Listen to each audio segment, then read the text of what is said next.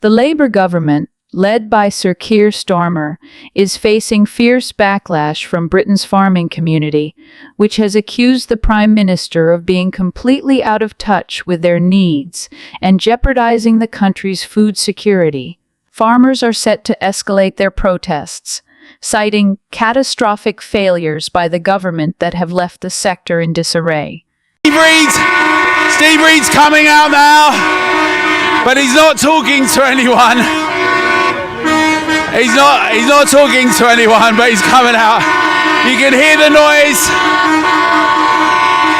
Let's see if we can have a chat. Let's see if we can have a little chat. Come on here. Let's see if we can have a little chat. He's coming this way.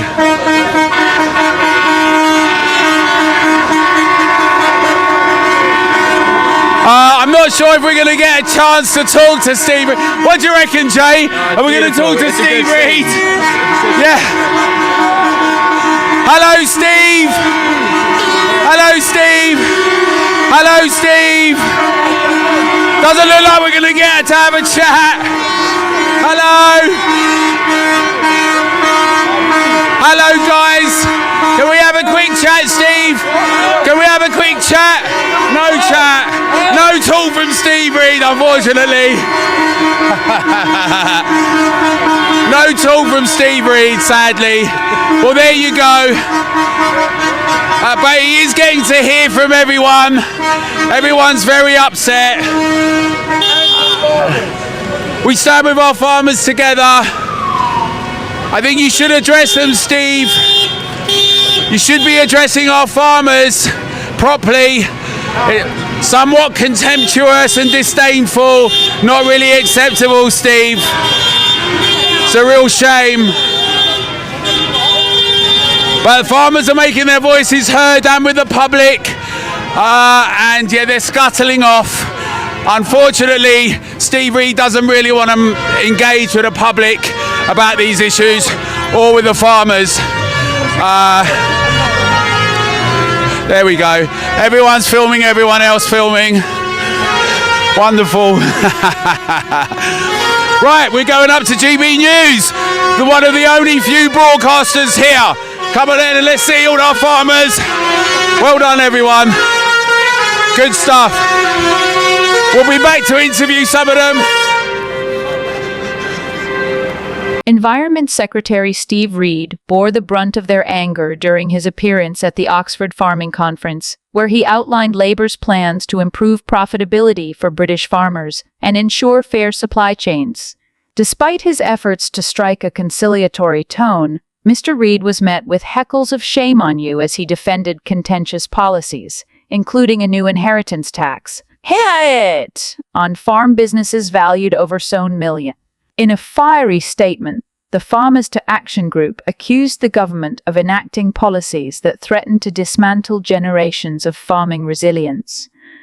These farms are the backbone of our food supply chain, said a spokesperson. Your decision to impose it will force families to sell their land just to pay this punitive tax. Without them, who will produce the food to keep this nation fed? The introduction of inheritance tax on high-value farm businesses has sparked widespread outrage, with critics warning that it risks driving smaller, family-run farms out of business. The policy, they argue, could destabilize domestic food production and leave the UK increasingly reliant on imports. This isn't just a bad policy. It's a direct attack on our national food security, the Farmers to Action spokesperson said. Your government's actions are leading us toward a future of empty shelves and soaring food prices. This is not an abstract fear. It's a crisis waiting to happen. Mr. Reed's emphasis on diversification and environmental sustainability was overshadowed by accusations that he and the Labour government lack basic understanding of the industry. Setting foot on a farm for the first time yesterday doesn't qualify you to lecture us on farming, the spokesperson added. Farmers highlighted the daily challenges they face, From rising input costs and volatile weather to unfair trade practices and bureaucratic hurdles, Labour's policies, they said, have only added to their burden. The land grab shows just how disconnected this government is from the reality farmers face, the group argued. In his speech, Mr. Reid sought to justify Labour's contentious fiscal decisions, pointing to a $22 billion financial black hole left by the previous Conservative government. "We were shocked by the size of the deficit we inherited," he said.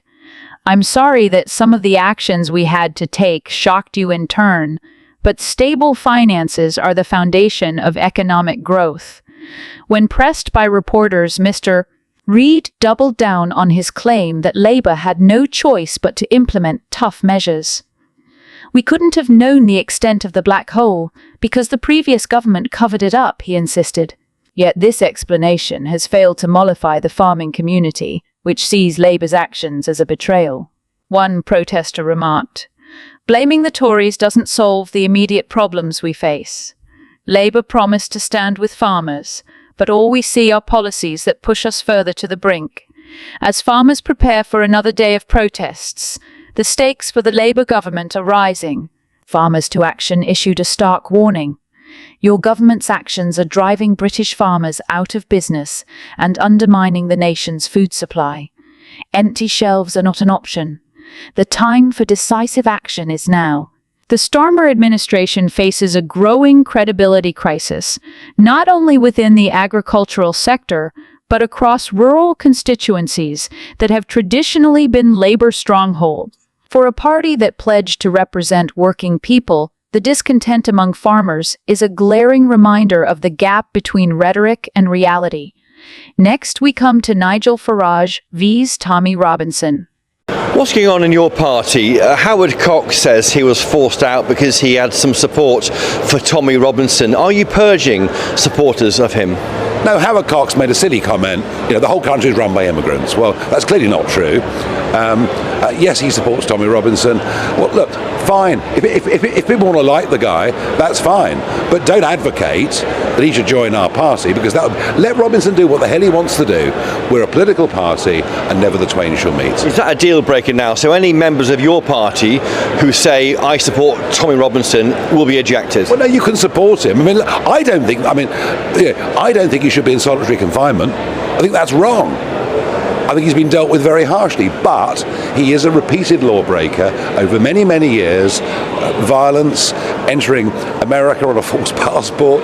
It's a list as long as your arm, and that doesn't suit a political party. So people can say, look, we admire what he said about grooming gangs or what else, but please don't tell me he should be part of reform. That doesn't work. I only ask because last week in Leicester, two of those individuals in the audience shouted at Lee Anderson, "We want Tommy Robinson," or showed support. Why aren't those guys being chucked out of your conferences? Well, I think Lee made it perfectly clear, shut up or get out. And 998 didn't say that. Nigel Farage has waded into the divisive debate surrounding Tommy Robinson, drawing a clear line between what he considers permissible public support for the controversial activist and what he views as a misguided push for his integration into formal politics. Farage's remarks highlight his balancing act between courting disaffected voters and safeguarding his political brand. Speaking in a recent interview, Farage acknowledged that backing Robinson on certain issues or principles could be acceptable, but firmly rejected calls for Robinson to be brought into the fold of any political party. Farage labeled such efforts inappropriate and misguided, signaling a sharp rebuke to those advocating for Robinson's reform or closer political involvement. Farage was unequivocal in rejecting proposals to integrate Robinson into political structures or pushing for his integration into the party is inappropriate and misguided, he said, dismissing the notion that Robinson could ever become a credible political asset. This rejection underscores Farage's concern about the potential fallout of associating with Robinson, whose criminal record and divisive public image could alienate moderate voters and provide ammunition to political opponents. Farage also poured cold water on calls from some supporters to advocate for Robinson's reform. Describing such efforts as misguided, Farage suggested that Robinson's past actions and rhetoric are fundamentally incompatible with the goals of his political movement. Reform is a noble concept, but in this case, it distracts from the larger mission. A political source close to Farage commented, "Farage's priority is to unify voters against the establishment, not get bogged down in rehabilitating divisive personalities." For Farage, the Robinson debate is emblematic of a larger challenge faced by populist leaders: how to channel grassroots anger without letting it consume their political movement. By drawing a line on Robinson, Farage is staking a claim to a middle ground, one that could allow him to harness voter discontent without being seen as endorsing divisiveness or radicalism. Thanks for watching.